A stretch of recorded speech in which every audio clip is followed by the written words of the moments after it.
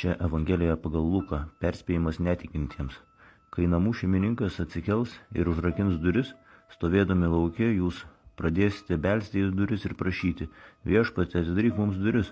O jis atsakys: aš nežinau, iš kur jūs. Tada imsite dėstyti: mes valgėme ir gėrėme tavo akivaizdoje, tu moki mūsų gatvėse. O jis jums tars: aš nežinau, iš kur jūs, eikit šalin nuo manęs, visi piktadariai. Tai bus verksmo ir dantų griežimo. Kai Dievo karalystėje pamatysite Abraomą, Izaoką, Jokūbą ir visus pranašus, o patys būsite išvaryti laukan. Ir ateis iš rytų ir vakarų ir šiaurės ir pietų ir sėsis prie stalo Dievo karalystėje. Ir štai yra paskutinių, kurie bus pirmi, ir pirmų, kurie bus paskutiniais. Tai čia Evangelijų pagal Luką taip rašo. O pagal Matą tai dar stipriau netgi. Ne kiekvienas, kuris man šaukia viešpatie, viešpatie, įeisi į dangaus karalystę, bet tik tas, kuris vykdo mano dangiškojo tėvo valią.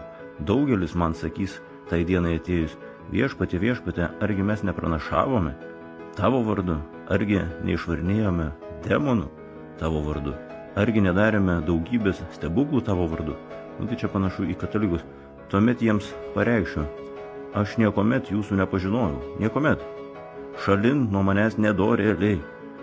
Kas klauso šitų mano žodžių ir jos vykdo, panašus į išmintingą žmogų, pasistačiusi namą ant uolos. Prapliupo liūtis, ištvino upės, pakilo vėjai ir daužėsi į tą namą. Tačiau jis nesugriuvo, nes buvo pastatytas ant uolos.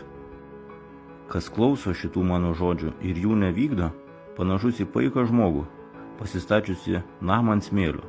Prapliupo lietus, ištvino upės, pakilo vėjai ir daužėsi į tą namą, ir jis sugriuvo, o jo griuvimas buvo smarkus.